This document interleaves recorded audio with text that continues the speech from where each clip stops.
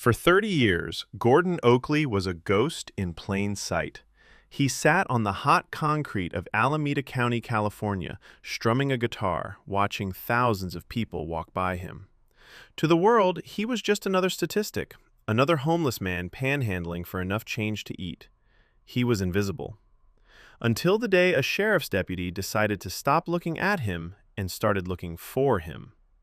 What started as a routine police citation would unravel a 30-year mystery, defeat an impossible bureaucracy, and uncover a secret identity that Gordon himself didn't know he had.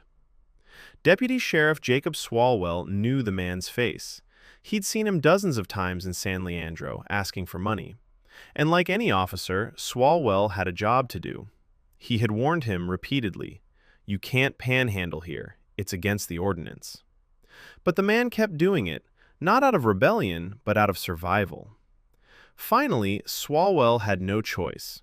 He pulled up his cruiser, stepped out, and prepared to write a formal citation. He asked for ID. The man looked up and simply said, "I don't have one." Swalwell paused. Why not? That two-word question changed everything. As they stood on the roadside, the officer lowered his guard, and the man lowered his. Swalwell quickly realized his assumptions were wrong. This wasn't someone battling addiction or running from the law. This was a man who had fallen through the cracks of society so deep he couldn't climb out. The man went by Mike Myers, a name given to him in childhood. He had been homeless for 3 decades. He didn't drink or smoke, but without an ID, he was paralyzed. You can't get government aid, Social Security, or housing without identification. But you can't get identification without proof of residence. It was a catch-22 that had kept him on the pavement for 30 years. But how does a man end up like this? Mike's life hadn't started on the streets. At 2 years old, he was adopted by a family in San Leandro. On paper, it looked fine. In reality, he was an outsider in his own home. While his adoptive mother tried to care for him, his siblings kept him at arm's length. He was the other.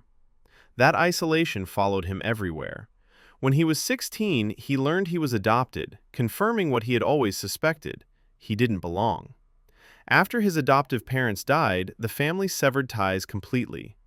Mike became a long-haul trucker, a job that fit his loneliness perfectly. Just a man, a rig, and the endless highway. But years of solitude wore him down. His mental health deteriorated. He lost focus, then lost the job, then lost the truck.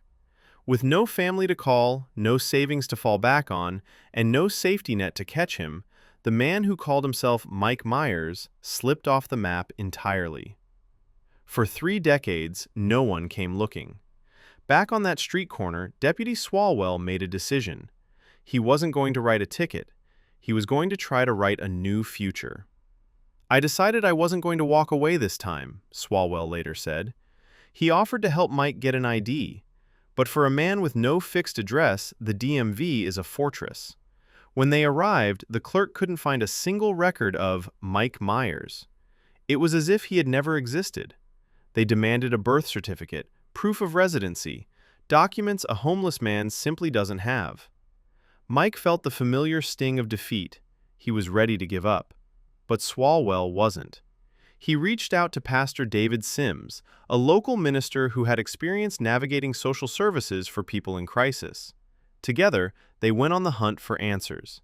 They needed to find the source, a birth certificate that matched Mike's fragmented history.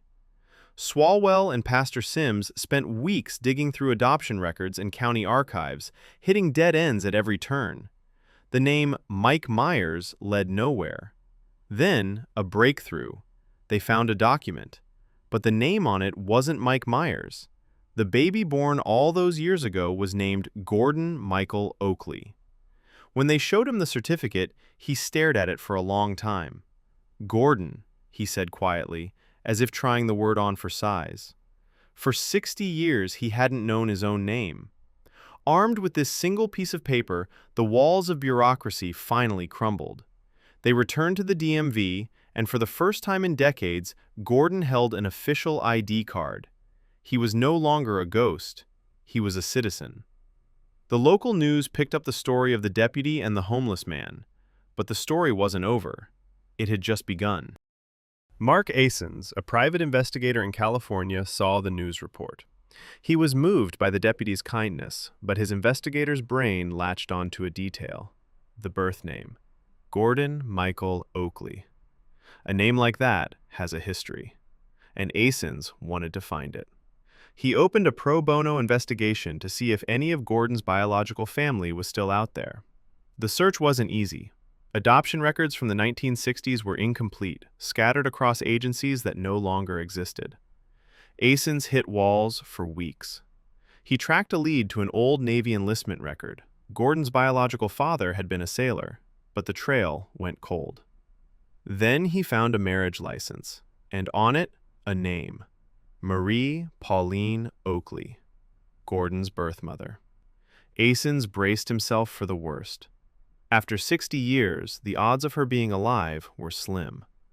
He ran the name through every database he had access to. She was alive, living in rural Tennessee. Marie's story was just as tragic as her son's. Married at 16 to a sailor who took her money and gave her nothing, she lived in a rundown cabin with no running water. When Gordon was born, she didn't even have a crib. She had to lay a footlocker across 2 chairs to make a bed. When she finally escaped the marriage and returned to California, she was destitute. At 2 years old, Gordon developed a serious stomach condition that required surgery. Marie couldn't afford it. She made the hardest choice a mother can make. She gave him up for adoption, to a family who could pay for the operation and give him a chance at life. For 60 years, she wondered what had happened to her baby boy. Thanks to the investigator and the deputy, the phone finally rang. The reunion was instant and emotional. At nearly 60 years old, the man who had slept on concrete for 3 decades was finally held by the mother who never wanted to let him go. Today, Gordon is off the streets. He has reconnected with Marie and met biological relatives he never knew existed. He's finally receiving the housing assistance and benefits he was denied for so long. It's a story that spans generations, but it didn't start with a grand gesture. It started with a police officer who looked at a homeless man and chose curiosity over judgment. He chose to ask one question: why? And in doing so, he didn't just save a life, he restored one.